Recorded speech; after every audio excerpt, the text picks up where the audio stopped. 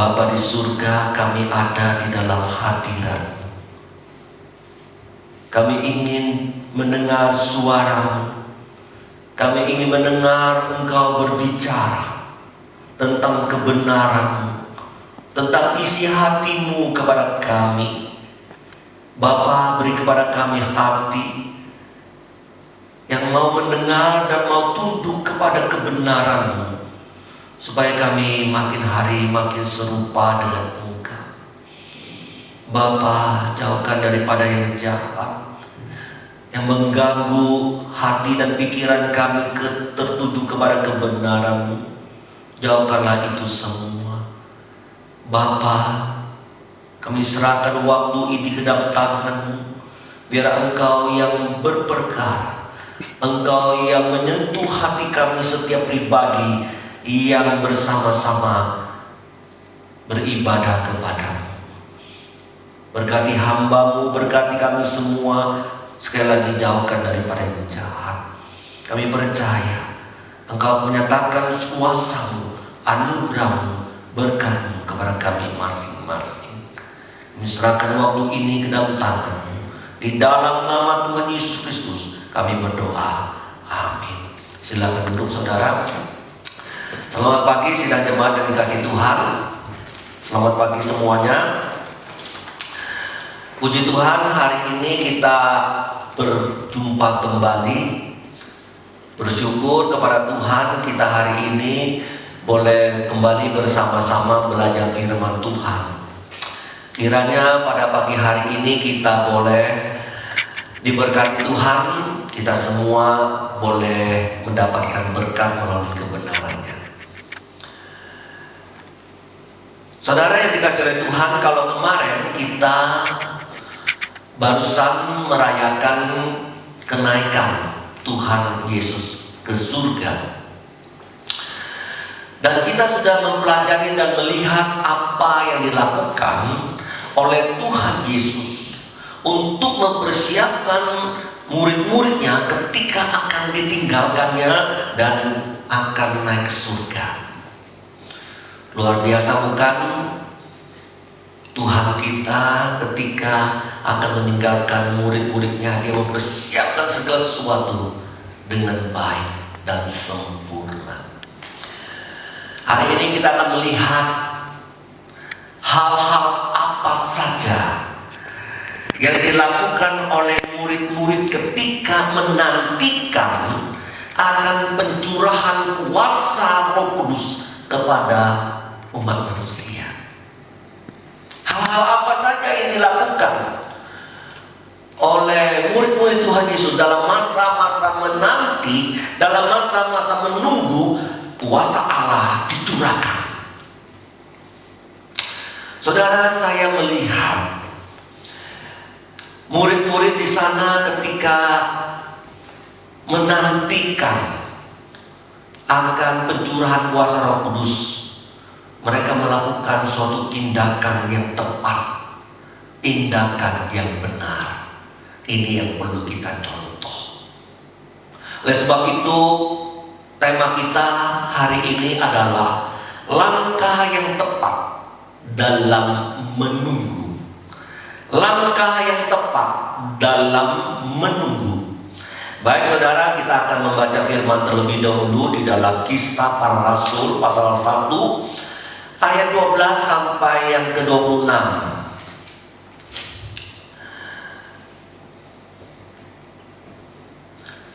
Kita akan baca silih bergantian di dalam bagian ini, Kisah Para Rasul pasal 1 ayat 12 sampai yang ke-26. Maka kembalilah rasul-rasul itu ke Yerusalem dari bukit yang disebut Bukit Zaitun, yang hanya seperjalanan sabat jauhnya dari Yerusalem. Setelah mereka tiba di kota, naiklah mereka ke ruang atas dan tempat mereka menumpang. Mereka itu ialah Petrus dan Yohanes, Yakobus dan Andreas, Filipus dan Thomas, Bartolomeus dan Matius, Yakobus bin Alfeus, dan Simon orang Zelot, dan Yudas bin Yakobus. Mereka semua bertekun dengan sehati dalam doa bersama-sama dengan beberapa perempuan serta Maria ibu Yesus dan dengan saudara-saudara Yesus. Pada hari-hari itu berdirilah Petrus di tengah-tengah saudara-saudara yang sedang berkumpul itu, kira-kira 120 orang banyaknya, lalu berkata, "Hai saudara-saudara, haruslah genap kitab suci yang disampaikan Roh Kudus dengan perantaraan Daud tentang Yudas, pemimpin orang-orang yang menangkap Yesus itu. Dahulu ia termasuk bilangan kami dan mengambil bagian di dalam pelayanan ini. Yudas ini telah memberi sebidang tanah dengan upah kejahatannya. Lalu ia jatuh terlungkup dan perutnya terbelah hingga semua isi perutnya tertumpah keluar. Hal itu diketahui oleh semua penduduk Yerusalem, sehingga tanah itu mereka sebut dalam bahasa mereka sendiri Hakal Dama, artinya tanah darah. Sebab ada tertulis dalam kitab Mazmur, biarlah perkemahannya menjadi sunyi, dan biarlah tidak ada penghuni di dalamnya, dan biarlah jabatannya diambil orang lain. Jadi harus ditambahkan kepada kami seorang dari mereka yang senantiasa datang berkumpul dengan kami selama Tuhan Yesus bersama-sama dengan kami.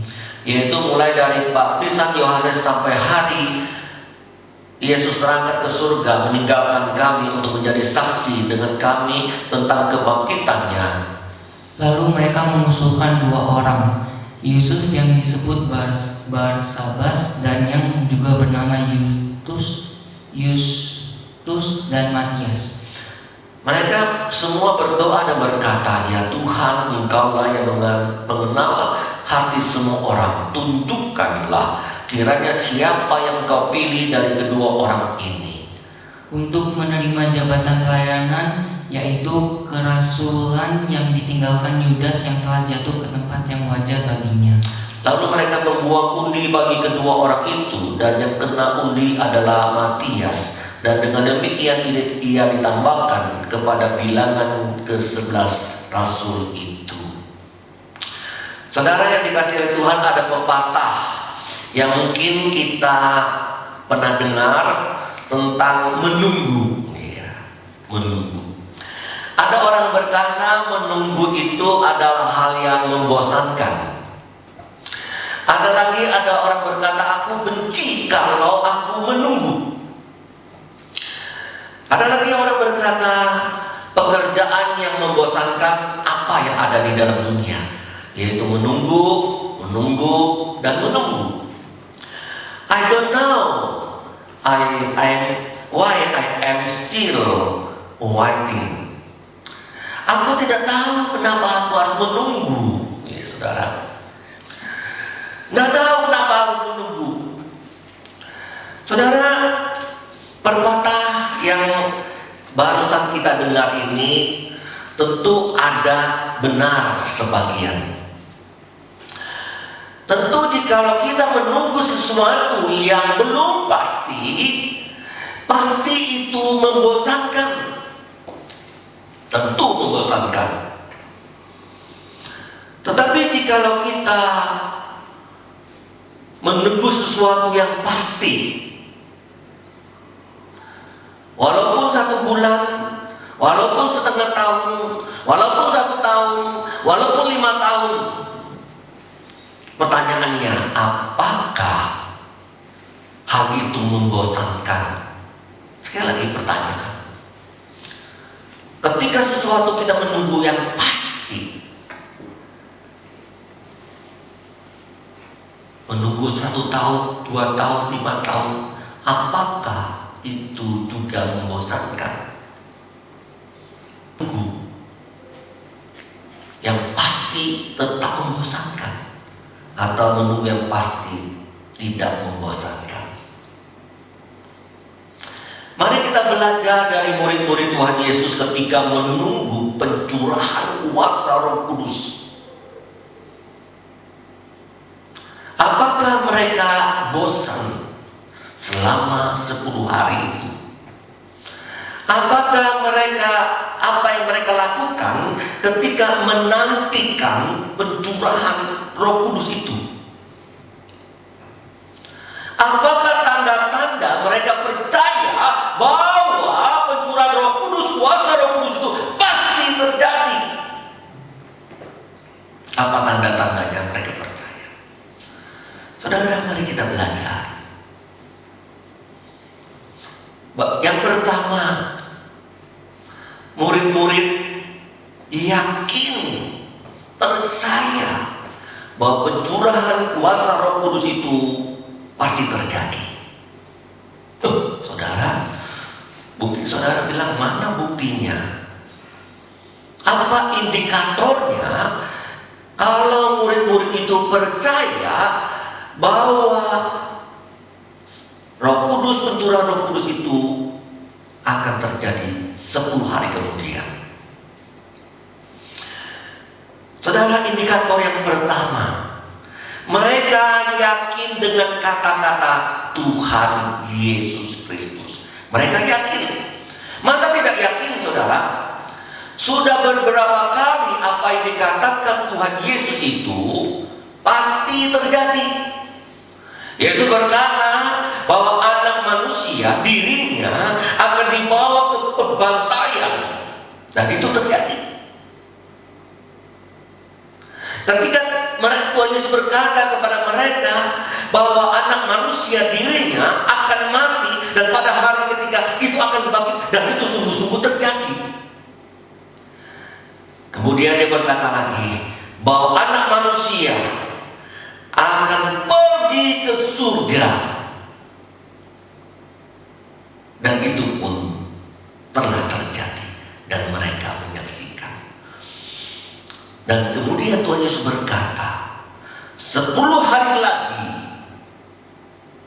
setelah naik ke surga ini akan turunnya Roh Kudus, kuasa Roh Kudus atas kamu dan melingkupi engkau. Saya percaya mereka yakin bahwa itu pasti terjadi. Tidak mungkin tidak, saudara. Itu indikator yang pertama. Indikator yang kedua, mari kita lihat di dalam Lukas 24 ayat 52. Sekali lagi kita baca Lukas 24 ayat 52. Dorci, tolong bacakan bagian ini dengan pelan dan jelas. Ini kejadian ketika mereka melihat Tuhan Yesus naik ke surga. Saat-saat melihat Tuhan Yesus naik ke surga. Versi Lukas. Lukas 24 ayat 52. Mereka bersujud menyembah kepadanya, lalu mereka pulang ke Yerusalem dengan sangat bersukacita. Dikatakan ketika Tuhan Yesus sedang naik ke surga, dikatakan mereka menyembah kepada Tuhan Yesus. Menyembah ini mengandung arti dia menyembah kepalanya sampai di tanah. Saudara yang dikasih oleh Tuhan, menyembah yang demikian itu terjadi sebanyak 3 kali ketika Tuhan Yesus setelah bangkit dari kematian. Cuma 3 kali. 3 kali, saudara. Saudara, yang pertama ada di dalam Lukas ini. Yang kedua di dalam Matius pasal 28 ayat 9. Yang ketiga Matius 28 ayat ke-17. 3 kali Alkitab menjelaskan bahwa ketika Tuhan Yesus sudah bangkit, mereka menyembah Tuhan Yesus, sujud sampai ke tanah. Artinya, saudara, apa? Artinya ketika mereka sujud sampai 3 kali itu mengandung arti mereka yakin bahwa Yesus itu hidup, Yesus itu sudah bangkit, Yesus itu penyelamat, sudah tidak dikalahkan oleh maut. Mereka yakin tentang apa? Pribadi Yesus Kristus, sehingga mereka menyembah Yesus Kristus, saudara. Sekali lagi, mereka yakin, seyakin-yakinnya tentang diri Yesus. Kalau orang tidak yakin yakin, bagaimana mereka bisa menyembah? Saudara, sampai 3 kali. Hal inilah yang dilakukan mereka. Ini indikator yang kedua. Indikator yang pertama, mereka yakin dengan perkataan Yesus. Indikator yang kedua, mereka yakin tentang pribadi sehingga menyembah Yesus yang hidup itu. Indikator yang ketiga adalah di dalam bagian ini juga, di dalam Lukas 24 ayat 52 dikatakan mereka bersukacita. Dikatakan mereka bersukacita setelah menyaksikan kenaikan Tuhan Yesus ke surga. Mereka bersukacita pulang. Saudara, apa yang dikatakan hal ini tentang bersukacita? Bersukacita ini menandakan tidak ada keraguan-raguan lagi tentang diri Yesus.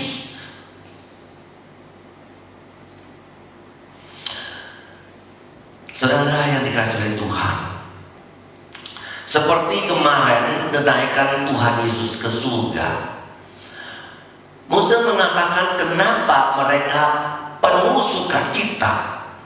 Mereka beriman kepada Tuhan Yesus yang sudah bangkit itu.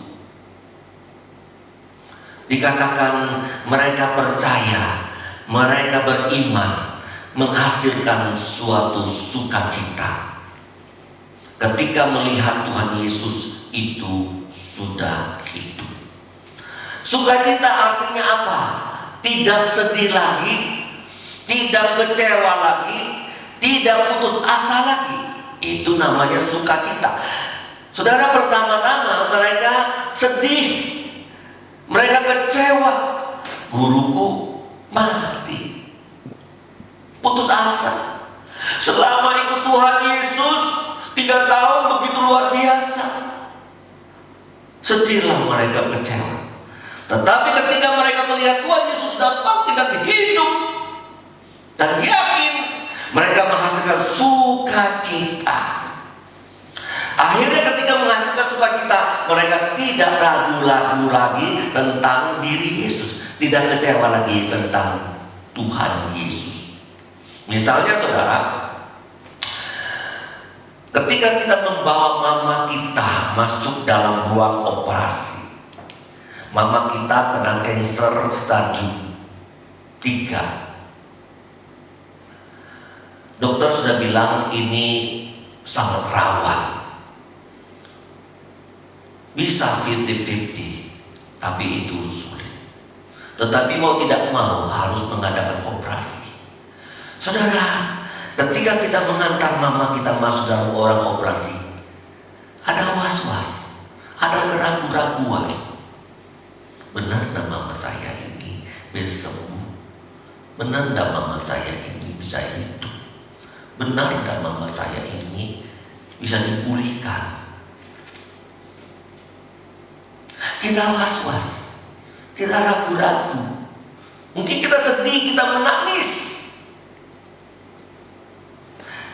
Mama kita masuk dalam ruang operasi, sejam kita menunggu waktu, 2 jam kita tunggu tambah was-was, 5 jam kita tunggu tambah was-was, 6 jam kita tunggu tambah was-was, 7 jam kita tunggu was-was. Tiba-tiba keluar, dokter bilang semua berjalan dengan lancar, semua baik.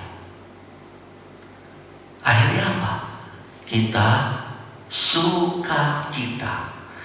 Apa arti sukacita itu, saudara? Sukacita itu artinya meninggalkan keraguan-raguan, meninggalkan akan kekecewaan kita. Demikian juga murid-murid saudara, ketika mereka melihat Yesus hidup, mereka mengalami sukacita. Demikian juga ketika mereka melihat Tuhan Yesus naik ke surga, sudah meninggalkan banyak pesan dan sebagainya kepada diri mereka, mereka mengalami sukacita. Mereka tetap bersukacita. Apa yang dikatakan Tuhan Yesus 10 hari lagi akan datang, kuasa Roh Kudus akan tercurahkan. Mereka bersukacita, mereka pasti lagi. Benar tak? Ragu-ragu? Enggak lah, masa 10 hari lagi? Benar, kuasa Roh Kudus akan dicurahkan? Enggak. Ada sukacita. Tandanya mereka yakin bahwa Roh Kudus itu pasti tercurah. Itu indikator yang ketiga. Sekarang kita lihat indikator yang keempat yang sudah tidak mungkin bisa dibantahkan lagi. Mereka begitu yakin. Saudara, kita lihat ayat yang ke-12. Dikatakan apa ayat 12? Kembalilah rasul-rasul itu kemana? Ke Yerusalem. Dikatakan kembalilah mereka ke Yerusalem seperti apa yang diperintahkan Tuhan kepada mereka. Saudara, kalau kita lihat mereka maka kembalilah rasul-rasul itu ke Yerusalem dari bukit yang disebut Bukit Zaitun sampai ke Yerusalem kira-kira 880 meter. Ya, orang bilang 1 kilo lah perjalanan hari Sabat. Saudara yang dikasihi oleh Tuhan, mereka kembali ke Yerusalem. Mereka mentaati apa yang dikatakan oleh Tuhan Yesus. Mereka di sana Yerusalem apa? Bukan hanya mentaati perkataan Tuhan Yesus. Mereka menanti dan menunggu di sana. Ini indikator. Inilah indikator yang kuat. Mereka begitu yakin. Mereka begitu percaya. 10 hari kemudian pencurahan kuasa Roh Kudus dicurahkan. Kalau mereka tidak percaya, mereka ke Betania, mereka pulang kemana? Ya, mereka bisa pulang ke Yeriko dan sebagainya. Untuk apa? Kita mentaati suatu omongan yang tidak pasti. Mana ada orang yang tidak yakin mau menunggu dan mau menunggu. Tidak ada kan? Saudara mau yang tidak pasti, mau menunggu dan menunggu. Kalau cinta mati, ya repotnya saudara. Kalau pacar kita tidak benar-benar cinta, kalau kita sudah cinta mati, dia tidak cinta, dia bagaimana kita tetap menunggu, itu namanya gila, saudara. Rugi. Menunggu yang tidak punya harapan, itu namanya menunggu yang rugi, ya saudara. Akhirnya apa? Menunggu itu, hal seperti itu membosankan. Saudara, sekali lagi, mereka begitu yakin tentang apa yang dikatakan oleh Tuhan Yesus. Mereka percaya tentang diri Yesus sehingga mereka menyembah Yesus. Mereka begitu yakin, indikatornya karena kita melihat sukacita mereka. Kita melihat indikator mereka begitu yakin. Mereka menunggu di Yerusalem. Saudara, apakah saudara yakin dengan perkataan Tuhan Yesus? Semua yang dikatakan Tuhan Yesus itu benar, dan saya rindu saudara yakin. Saya juga rindu saudara percaya kepada pribadi Tuhan Yesus yang penuh dengan kuasa, yang penuh belas kasihan dan penuh anugerah itu. Mari kita sujud menyembah Dia. Kalau kita percaya Yesus itu, ketika kita menyembah Dia, penyembahan kita itu tidak pernah sia-sia. Rasul Paulus berkata, ketika aku percaya kepada Dia, percayaku itu tidak pernah sia-sia. Mari saudara, ketika kita percaya kepada pribadi Tuhan, ketika kita percaya dengan perkataannya, maka kita akan menghasilkan di dalam diri kita ada sukacita yang besar yang tidak pernah kecewa, yang tidak pernah putus asa. Dan kalau kita percaya akan diri Yesus, kita menanti janji Tuhan Yesus. Kita menanti akan kedatangannya yang kedua kali dengan setia, seperti 5 wanita bijak menanti tanpa bosan. Saudara, itu bagian yang pertama. Bagian yang kedua, nah ini sangat penting saudara. Bagian yang kedua berbicara tentang apa? Mereka menunggu. Nah, ya betul, kita tahu mereka menunggu, mereka menanti, oke. Saudara, apa yang mereka lakukan? Oke. Saudara, ini saya tegaskan, ketika mereka selama 10 hari mereka menunggu, mereka sambil mempererat hubungan mereka, mereka sambil membawa diri mereka lebih dekat lagi kepada Allah. Saudara yang dikasih oleh Tuhan, mari kita lihat ayat 14. Ayat 14 di sana dikatakan apa? Mereka semua bertekun dengan sehati dalam doa bersama-sama. Saudara, kalimat ini kalau kita namanya teologi exegesis, wow, senang saudara. Saya senang dengan kalimat ini. Coba kita perhatikan. Saya kasihkan kepada saudara secara sederhana. Coba kita perhatikan kalimat ini, saudara. Ada 3 fase yang sama. Fase apa itu, saudara? Fase apa? Fase yang pertama, 3 fase yang sama, yaitu kalimat mereka, kalimat semua, kalimat bersama-sama. Nah, ya kan? Mereka semua bersama-sama menunjukkan semua. Mereka itu kalimat plural. Semua kalimat plural. Bersama-sama kalimat plural. Nah, ya kan? Menunjukkan semua bersama-sama. Tidak ada yang tidak berdoa. Semua bersama-sama berdoa. All. Iya saudara. Hebat bukan? Hebat sekali saudara. Mereka ketika menunggu tidak terpecah-pecah. 1 di Betania, 5 di Efraim, apalagi 4 di Samaria dan sebagainya. Mereka tidak terpecah-pecah dalam menunggu. Mereka berkumpul, mereka bersama-sama, yang namanya together, saudara.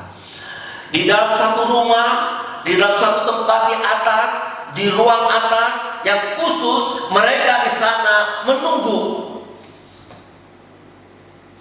Mereka menunggu. Ya saudara, kadang-kadang kalau kita menunggu, ada yang menunggu sambil tanam pohon, menunggu sambil teriak-teriak, menunggu sambil main layang-layang, menunggu sambil nyiram-nyiram. Mereka tidak melakukan hal itu, saudara. Mereka semua berkumpul bersama-sama. Saudara, kalau 1 atau 2 atau 3 orang yang tidak yakin tentang pencurahan kuasa Roh Kudus, saudara, tentu bisa menghasilkan ketidaksehatian. Sekali lagi saudara, ini penting. Misalnya ada 2 atau 3 orang tidak yakin tentang pencurahan Roh Kudus, maka tidak menghasilkan kesehatian. Oh, aku udah setuju. Ya sudah, kamu tunggu aja di sana, aku di sana, aku lari di sana. Mereka akhirnya tidak sehati. Bisa saja, saudara, kalau mereka tidak fokuskan pada diri Yesus, perkataan Yesus, akhirnya mereka tidak percaya pada diri Yesus. Ya sudah, kamu percaya pada diri Yesus, perkataan Yesus, kamu kumpul sendiri, kamu lakukan sendiri, menunggu. Aku dosa menunggu. Akhirnya tidak sehati. Saudara yang dikasihi oleh Tuhan, karena mereka berfokus pada diri Yesus dan kemuliaan Tuhan Yesus, semuanya akhirnya menghasilkan sehati. Jadi penting. Mereka semua yakin tentang diri Yesus, perkataan Yesus, kuasa Yesus. Akhirnya mereka sehati. Saudara, kita lihat contoh Rasul Paulus kepada jemaat di Korintus. Rasul Paulus minta kepada jemaat di Korintus supaya apa? Sehati. 1 Korintus 1 ayat 10, sehati. Kenapa Rasul Paulus minta sehati kepada jemaat-jemaat di Korintus? Karena ada kelompok-kelompok 1, 2, atau 3 kelompok yang tidak yakin dengan kelompoknya Apolos. Mereka yakin kepada kelompoknya Paulus. Kelompok yang satu, kelompok yang lain, 2 dan 3, kelompok 4, 5 orang, 5 kelompok tidak yakin dengan kelompok Paulus, sehingga mereka kumpul dengan kelompok Apolos. Akhirnya mereka tidak sehati. Ini karena apa? Berfokus pada diri manusia, berfokus pada Apolos, berfokus kepada Paulus, sehingga mereka tidak sehati. Kalau kita fokuskan pada diri Yesus, maka menghasilkan suatu kesehatian. Nah ini tidak ada golongan. Ini yang dipusatkan oleh Rasul Paulus kepada jemaat di Korintus. Ya saudara, kita rindu dalam menanti urapan kuasa Allah dalam menangani COVID-19 ini. Kita rindu, saudara, kita semua ketika menantikan akan pencurahan kuasa Tuhan, penanganan Tuhan terhadap pemberantasan COVID-19 ini. Semua pemimpin boleh sehati, sepikir, saudara. Jangan terpecah-pecah, saudara. Ya, kelompok ini mendukung pemimpin itu, kelompok ini mendukung pemimpin itu. Ya, saudara, akhirnya tidak sehati. Iblis ketawa, saudara. Aku baru kasih COVID-19. Pemimpin-pemimpin di Indonesia, pemimpin-pemimpin Kristen di Indonesia terpecah dua. Ketawa iblis melihat hal itu. Karena apa? Berfokus pada manusia, pemimpin A, pemimpin B, pemimpin C. Mari dalam kita menantikan kuasa Tuhan, urapan Tuhan, berkat Tuhan dicurahkan dalam COVID-19 ini. Kita berfokuskan kepada Tuhan, melihat Tuhan, melihat diri Yesus, baru kita bisa sehati. Kalau kita lihat pemimpin kita, tidak mungkin bisa sehati. Setiap manusia punya kelebihan dan punya kekurangannya masing-masing. Saudara yang dikasihi oleh Tuhan, kalau Rasul Paulus masih hidup, maka dia akan tulis surat kepada jemaat-jemaat di Indonesia. Hai jemaat-jemaatku di Indonesia, biarlah sehati, sepikir, fokuskan diri kepada pemimpin utamamu, yaitu Yesus Kristus. Saudara yang dikasihi oleh Tuhan, dalam menanti murid-murid Tuhan Yesus, mereka bersatu, saudara, dengan tekun, bersama-sama, semuanya, mereka semua, saudara, sehati. Tidak ada dikatakan salah satu, sebagian, tidak ada. Mereka all together, sehati.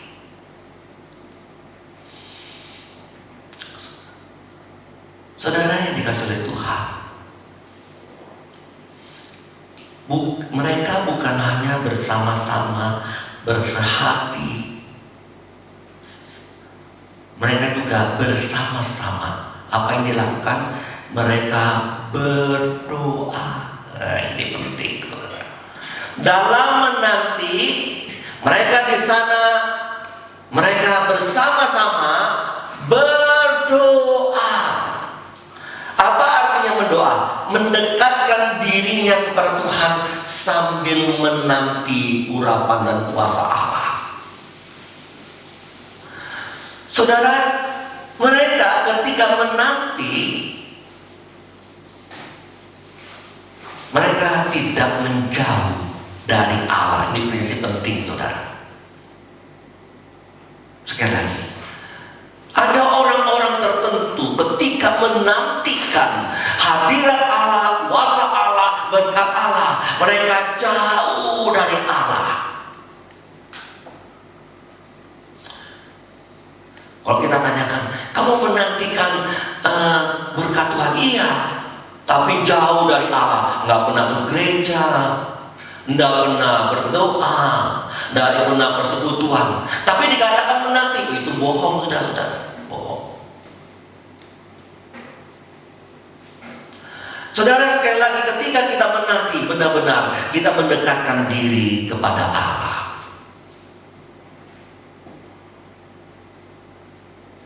Sekali lagi, saudara, ketika kita menanti segala sesuatu, kita menanti pacar kita, kita menanti kesuksesan kita menanti menunggu lakunya dagangan kita menanti jabatan kita menanti akan sebuah rumah dan sebagainya.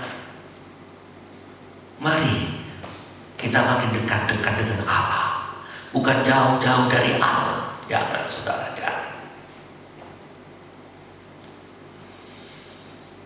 Banyak orang menanti, sambil menanti gak sabar. Oh, belum tentu terjadi itu. Banyak orang berkata, mana katanya Tuhan Yesus mau datang, katanya kerajaan Allah sudah dekat. Sampai hari ini kita nanti gak datang itu. Saudara, mari kita tetap menanti. Saya yakin itu pasti terjadi, kedatangan Tuhan Yesus yang kedua kali. Ketika kita menanti, mari kita mendekatkan diri dengan Tuhan. Saudara, ketika kita menanti itu pencobaan banyak, untuk membuat kita bosan, untuk membuat kita tidak percaya, membuat akhirnya kita menanti dia. Ya sudah, kita cari alternatif lain. Itu manusia yang menggoda kita, dunia iblis yang menggoda kita. Saudara, kita melihat Yusuf dan Maria.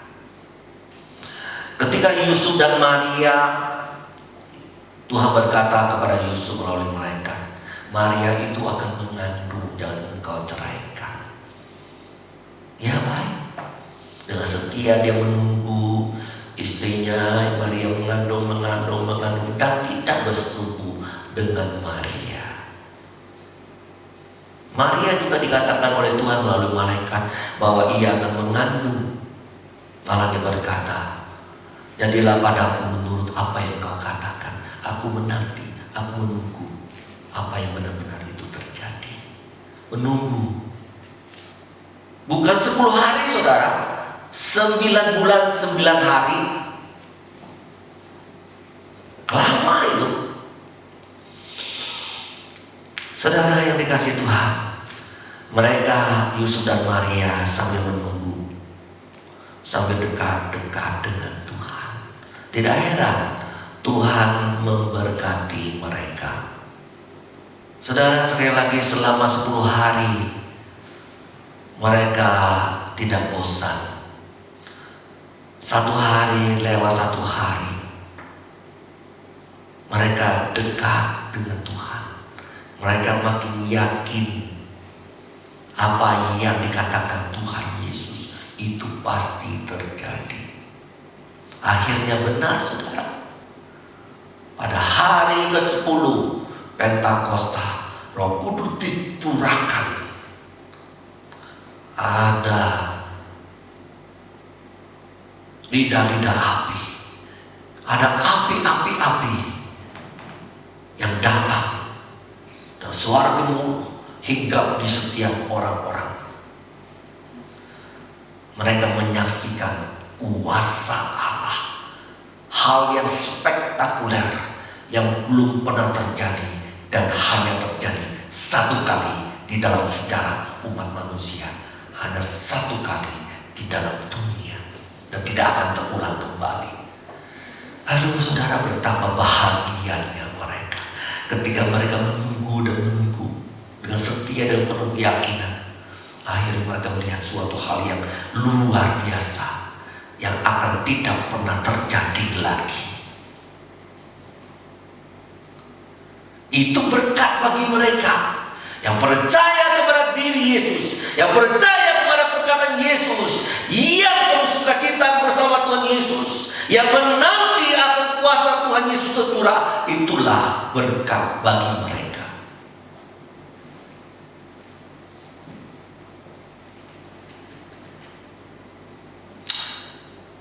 Saudara yang dikasihi oleh Tuhan, saya pernah mengalami berkat Tuhan. Selama 5 tahun saya menantikan jawaban Tuhan. 5 tahun, bukan 9 bulan, bukan 1 tahun, tapi 5 tahun. Ceritanya begini saudara. Saya dulu 20 tahun yang lalu, saya itu kalau malam kencingnya 3 kali sampai 4 kali setiap malam saudara. 1,5 jam sampai 2 jam pasti kencing saudara. Kencingnya ada sedikit banyak. Saudara, capek hidup demikian kan. Setahun saya bilang, kenapa begini? Saya ke dokter. Dokter internis bilang, oh enggak apa-apa itu semua. Saya tanya teman saya, dokter internis, juga enggak apa-apa. Saya tanya dokter-dokter, enggak apa-apa. Sampai saya ke dokter Malaka di Malaysia, dokter bilang, enggak apa-apa. Loh, enak deh, mereka dokter bilang enggak apa-apa, tapi saya hidup demikian 1,5 jam bangun, 1,5 jam bangun, 2 jam bangun, gue capek saudara. Saya bilang, Tuhan, aku menantikan urapan dan kuasa-Mu terjadi dalam hidup saya. Kasihanilah aku. Capek. Aku menanti. Aku sampai dekat dengan Tuhan. Aku sampai berdoa kepada Tuhan. Nyatakanlah. Tahun kelima Tuhan jawab. Saudara, jawabnya sederhana saudara. Tidak pernah terduga. Saya lihat di internet, kenapa malam kencing-kencing? Karena ada pembengkakan. Wah, saya pikir-pikir, kaki saya ada bengkak sedikit ini. Mungkin karena obat darah tinggi. Waktu itu saya minum Almodipin. Wah, saya pikir, saya ganti aja obatnya Almodipin dengan Ibersartan. Itulah berkat Tuhan, kuasa Allah ketika kita menanti Dia. Saudara yang dikasihi Tuhan, pertanyaannya adalah, apakah saudara mau mengalami kuasa Allah, hal yang spektakuler yang saudara alami bersama Yesus? Saya sudah alami kuasa Allah bersama Tuhan Yesus. Hanya 4 hal yang kita dapat lakukan. Percaya pada diri Yesus, percaya pada perkataan Tuhan Yesus, bersukacita bersama Tuhan Yesus, taat pada panggilan Tuhan Yesus, dan semakin dekat dengan Kalau saudara jauh dari Tuhan, jangan harap dapat kuasa dan melihat anugerah dan berkat Tuhan. Tidak mungkin. Biarlah Tuhan menolong kita, memberkati kita. Sebenarnya ada lagi satu yang dilakukan oleh murid-murid dalam menunggu, dalam ayat 15 sampai ayat 26. Tapi karena waktu tidak cukup, kita bahas tahun depan. Biar Tuhan menolong kita, memberkati kita. Mari kita berdoa. Bapa di surga, kami datang kepadamu ketika kami saat-saat menantikan akan janji Tuhan Yesus. Ajarkan kami seperti murid-murid Tuhan Yesus menanti akan pencurahan kuasa Roh Kudus. Mereka begitu yakin, seyakin-yakinnya. Mereka yakin dengan perkataan Tuhan Yesus. Mereka yakin dengan pribadi Yesus, akhirnya menyembah. Mereka mengalami sukacita bersama Yesus. Itu tandanya mereka tidak ragu-ragu dengan Tuhan Yesus. Mereka begitu taat kepada Tuhan Yesus, ke perintah-perintah Yesus. Ketika mereka menanti, mereka tidak bosan dan tidak pernah ragu-ragu. Hati mereka lebih dekat, lebih dekat. Mereka ketika menanti, mereka sehati, bersemuanya, bersama-sama. Ajarkan kami seperti itu Tuhan. Ketika menanti kedatangan-Mu yang kedua kali, kami melakukan yang sama seperti murid-murid menanti dan menunggu pencurahan Roh Kudus. Sehingga kami dapat melihat hal yang spektakuler, melihat kuasa Allah terjadi dalam hidup kami masing-masing. Berkatilah kami Tuhan. Berkatilah umat-Mu ya Tuhan. Berkatilah setiap sahabat-sahabatku dimanapun berada, yang hari ini sudah mendengarkan firman-Mu. Teguhkan mereka dalam menanti. Menanti dengan cara yang benar, cara yang tepat, sesuai dengan kehendak-Mu ya Tuhan. Terima kasih Bapa. Kami bersyukur, kami berdoa dalam nama